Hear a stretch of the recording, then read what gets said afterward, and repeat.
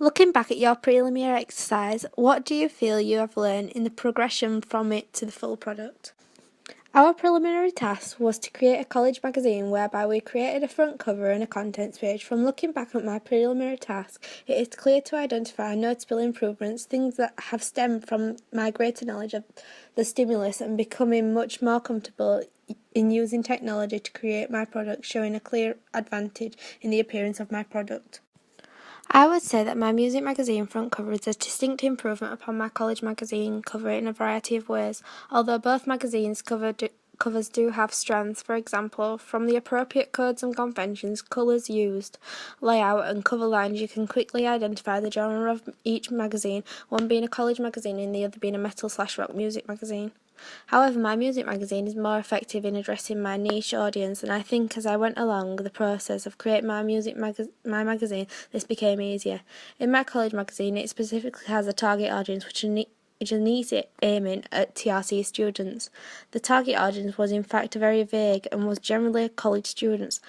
However, from the process I learned that have a much more niche target audience allows you to produce a much more effective product, as you can constantly have the wishes of your target audience in mind during the production stage.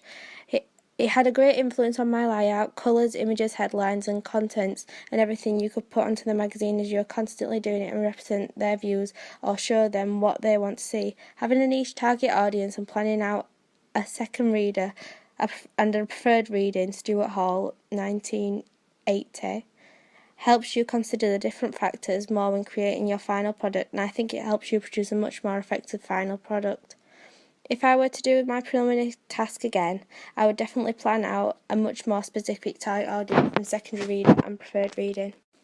Also, within my contents page, it is clear that my knowledge and skills has increased as the project went on. I completed my contents page for my college magazine in Photoshop. However, I have now learned that this is not the most effective way of doing so, and after learning about new technology, I've completed my contents page in InDesign instead, as this allowed me to access tools such as the paragraphing tool, the ability to create set columns, and the use of effective drop capitals and create a much more professional looking contents page. A weakness of my college magazine contents page is the columns do not flow in order. They aren't equal of size and distance, so they look very unprofessional and messy, making the information unclear and unpleasant to read, so discouraging an audience from reading. However, I learned how to use the tools in InDesign, and that for a magazine to be successful you need an exciting contents page where the writing and information is in fact very clear to read. Over the project, I have learned that images on the contents page are what entice the audience into reading a specific article. If they like the look of the image, so the link between images and articles must be clear, which is my music magazine contents page, as captions all of the images and in accordance to the article they are adhered to. Furthermore, at the beginning of both my preliminary task and the main task, I analysed both fresh direction and Kerrang in order to help identify generic conventions to pastiche. For example, using a cover line that can anchor an image to address both my intended audience and my secondary audience.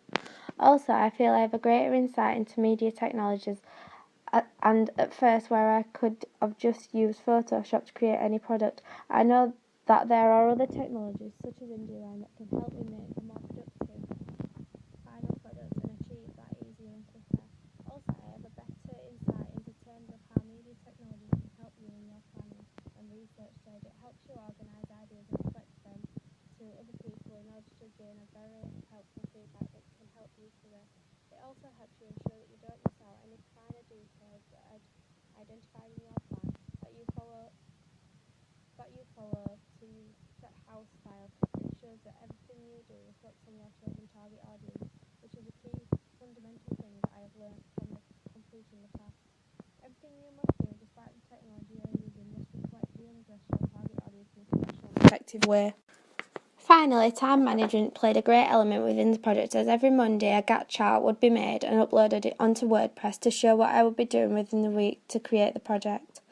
Although creating these Gantt charts were effective within their purpose, as they helped me keep up to date on all the tasks that needed handed in on completion of the coursework.